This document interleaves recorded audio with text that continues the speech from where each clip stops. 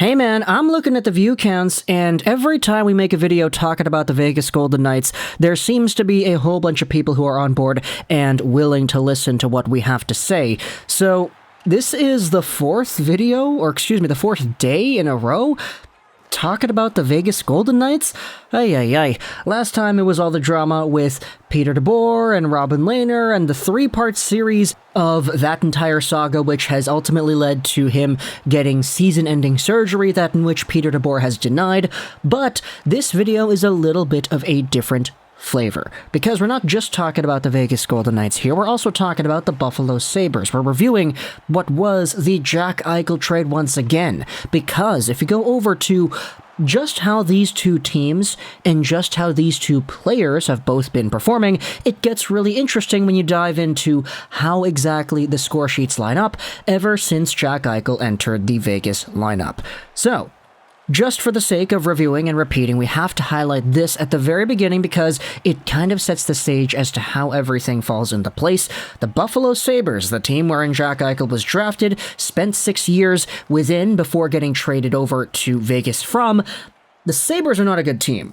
Let's go over to the standings in the East. The Sabres are one of the 8 teams that have been eliminated from the Eastern Conference playoff picture. They are currently 5th in the Atlantic Division with 71 points in 79 games. Now, they are 5-5-0 in their last 10, and they've been doing pretty well when it comes to their recent few games. You go over to the Vegas Golden Knights, and sure, while this team is not in the playoffs either, they are currently 4th in the Pacific Division behind the LA Kings by 5 points. The Vegas Golden Knights are still within a dying grasp of the playoffs in the 2022 picture, and what they need to do is go out there and win their remaining 4 games if they wanted to go out and even have a sliver of hope towards making the dance. They gotta really hope that LA craps the bed, or Dallas or Nashville crap the bed as well, because those teams are in the wild card. It's a pretty tight race here for the remaining, 3-ish spots in the Western Conference.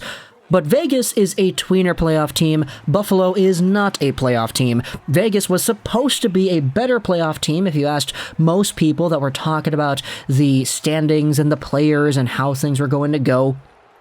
It's just, as we have documented on the channel, goaltending controversies, consistency controversies. The Vegas Golden Knights for a chunk of 2022 are not really that powerhouse team that a lot of people have been accustomed to them being over the past few seasons. But these two teams, Buffalo and Vegas, are in different positions. However, that does not change the fact that if you go over to the date wherein Jack Eichel made his debut with the Vegas Golden Knights, after getting traded to Vegas in late 2021, after going through the surgery that took him until February to recover from, and after reactivating him because you were able to do that with Mark Stone going on to the LTIR, the Vegas Golden Knights still have a few issues to sort out in that respect. You have yourselves the records since February 16th. This was tweeted out, or was it tweeted out? I forgot where it was, but it was on Sportsnet. They tweeted out the records for both of these teams ever since Eichel made his debut. Since February 16th, 2022, the Buffalo Sabres, in the 31 games they have, are 14-14-3. Now, 14-14-3, 14 wins is 28 points, plus 3 overtime losses is 31 points. That's technically exactly 500, so good on the Buffalo Sabres for going out there in pretty much a 2-month span and being a 500 hockey team. But the Vegas Golden Knights, since this same time span, have gone in 30 games played, 14-14-2. Which, if you're doing the math, is 28 wins, so plus the 2 overtime losses, it's also 500. So both the Golden Knights and the Sabres have been 500 teams, or .500 teams. I don't know what the right way is to say it. Yeah, they're 500 teams, I guess. They work, right? You can understand what I mean.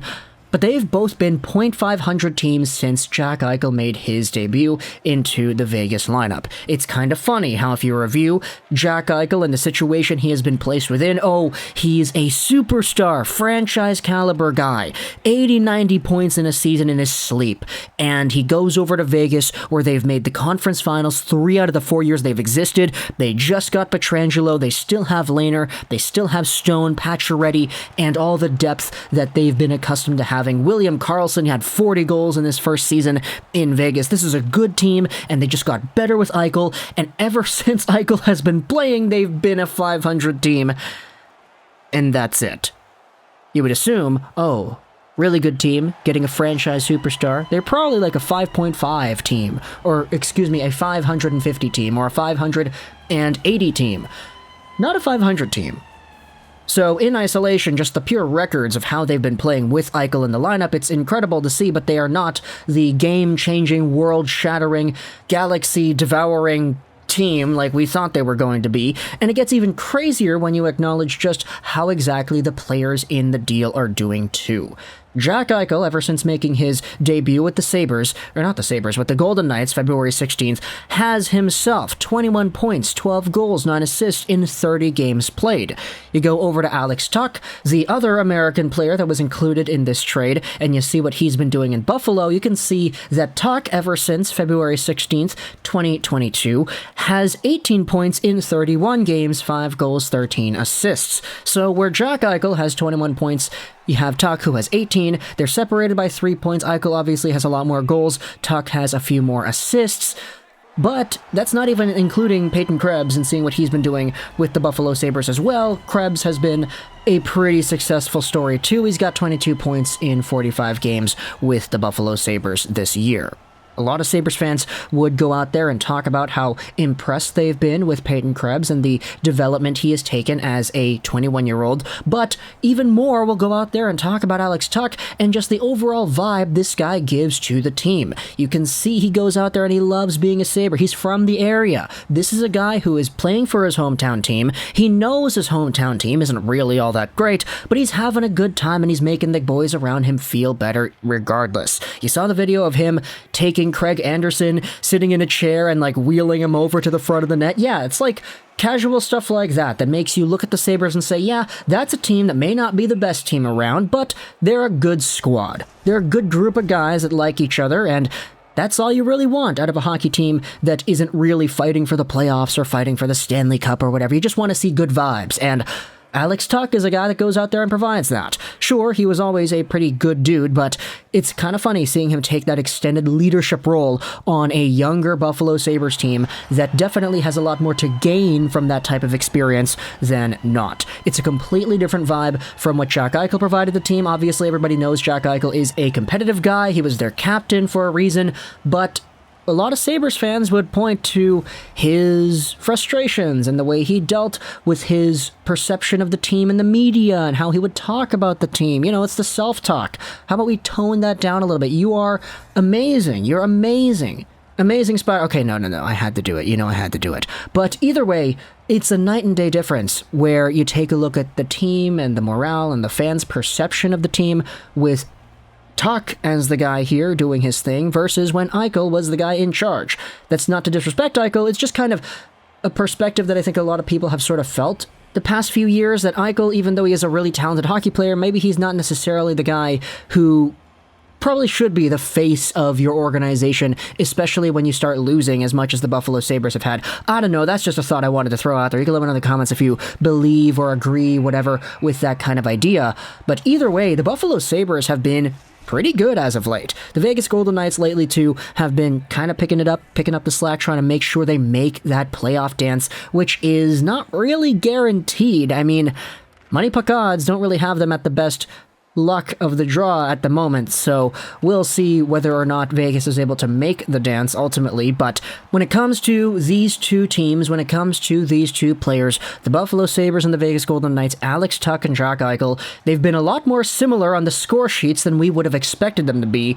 And I don't know if that's a good thing or a bad thing. So, Sabres fans, I know y'all love talking about your team, and I know y'all get involved whenever we make videos about your team. So let me know in the comments all your thoughts about Tuch, Eichel, the entire situation here. I've been seeing your tweets. I've been seeing whenever the Golden Knights lose and they go down in the standings, you guys start cheering because, yeah, draft picks, we want those draft picks to be better. So you can let me know in the comments all your thoughts, extended or condensed, about that. If you're a Vegas Golden Knights fan, I'm sorry I've been ripping on your team the past few days. You've just got so much to rip about. Like Peter DeBoer, Robin Lehner, this stuff's crazy. And now we have comparisons with your team being made to the Buffalo Sabres, and that is even crazier. Actually, no, I don't know if it's crazier. It's probably not, right? But it is kind of crazy in its own respect. So you can let me know in the comments all your thoughts about your team, the Sabres, the trade, etc. I hope you enjoyed this video. Trolls 99.